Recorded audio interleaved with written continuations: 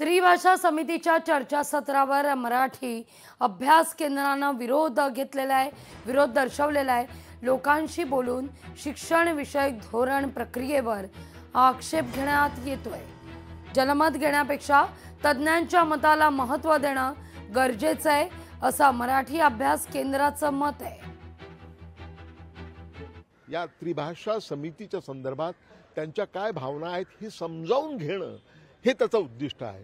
ही समिती कुठल्याही प्रकारची सक्ती लादण्यासाठी निर्माण करण्यात आलेली नाही। काही लोकांनी तसा प्रचार केलेला आहे, परंतु मी तुम्हाला खात्रीपूर्वक सांगतो की हिंदी भाषा असेल किंवा त्रिभाषा सूत्र असेल हे कंपल्सरीली सक्तीने पहिलीपासून लागू करण्यासाठी या समितीची निर्मिती झालेली नाही। ही शेवटची आजची बैठक झाल्यानंतर खूप मोठ्या प्रमाणावर डेटा एकत्र करण्यात आलेला आहे आणि त्याचं विश्लेषण चालू आहे। त्याचं सविस्तर विश्लेषण करून त्यानंतरच आम्ही हा अहवाल तयार करणार आहोत। लोकशाही मराठी ऐका, पहा, जागरूक रहा।